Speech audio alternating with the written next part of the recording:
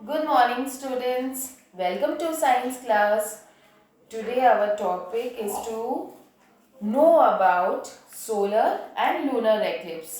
Solar eclipse क्या होती है? Lunar eclipse क्या होती है? Solar means sun. तो sun क्या होता है? दिन के समय जो सूर्य ग्रहण होती है उसको हम सोलर एक्लिप्स कहते हैं, और रात के समय जो चंद्र ग्रहण होती है उसको हम लूनर एक्लिप्स कहते हैं। तो सबसे पहले हमें ये जानना है कि ये क्या होती है और ये क्यों होती है। तो पहले मैं आपको ये बताना चाहूँगी कि ये जो मैंने आपके लिए रेडी किया है ये क्या है। इट्स अ सन। इसको आप सन समझिए। ये हमारा अर्थ जहाँ हम रहते हैं, blue planet, and this is moon. ठीक है, अब आपको ये तो पता ही है ना कि अर्थ सन के चारों तरफ घूमता है। Earth revolves around the sun. Earth sun के चारों तरफ घूमता है and the moon revolves around the earth. Earth sun के चारों तरफ घूमता है और मून अर्थ के चारों तरफ घूमता है। तो जब ये रोटेशन इनका चलता रहता है तो एक टाइम ऐसा आता है कि ये जो तीनों सेलेस्टियल बॉडी है, जिनको हम सेलेस्टियल बॉडी कहते हैं, सन, अर्थ एंड मून, इनको हम सेलेस्टियल बॉडी कहते हैं। तो ये रोटेशन करते करते तीनों एक स्ट्रेट लाइन में आ जाते हैं। तो फिर क्या होता है, लेट्स सी। जब ये तीनों एक लाइन पे आ जाते हैं तो मैंने आपको शैडो के बारे में पढ़ाया था ना कि हमारे अर्थ का जो मेन सोर्स है दैट इज सन।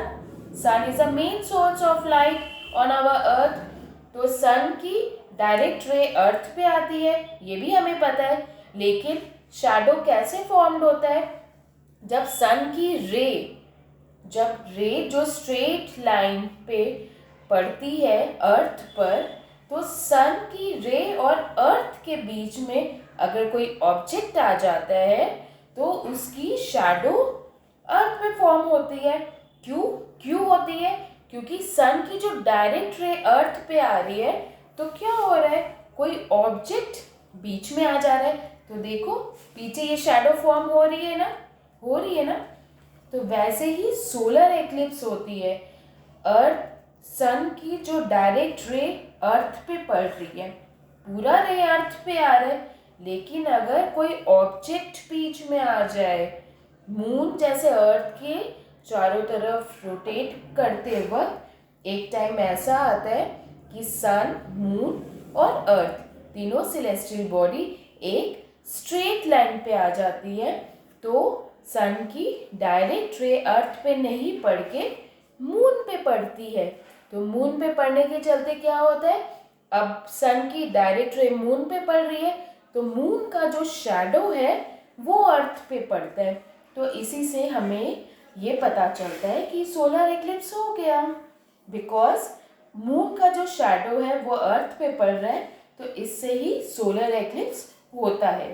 ठीक है, वैसे ही लूनर एक्लिप्स होती है जब मून जैसे अर्थ के चारों तरफ रोटेट कर रहा है एंड अर्थ सन के चारों तरफ रोटेट कर रहा है।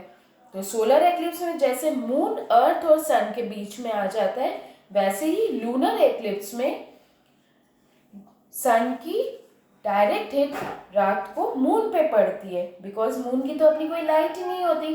वो किससे हेल्प लेता है, सन की लाइट से हेल्प लेता है। तो सन की लाइट से हेल्प ले रहा है मून, और बीच में अर्थ आ जाता है। तो क्या होता है, सन की लाइट फिर डायरेक्ट अर्थ पे पड़ती है और अर्थ की शैडो मून पे पड़ती है। तो इससे क्या होता है, इससे फिर लूनर एक्लिप्स फॉर्म्ड हो जाता है। तो इस तरह से solar and lunar eclipse formed होते हैं। ठीक है, तो सोलर एक्लिप्स में कौन किसके बीच में आता है, सोलर एक्लिप्स में सन और अर्थ के बीच में मून आ जाता है तो सोलर एक्लिप्स हो जाती है।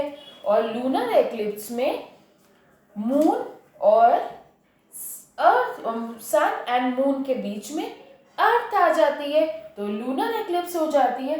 तो इस तरह से सोलर एंड लूनर एक्लिप्स बनते हैं। ओके बच्चों, आई होप आपको ये समझ आया होगा। अगर कुछ क्वेरीज है तो you can ask me. Okay, thank you and have a nice day.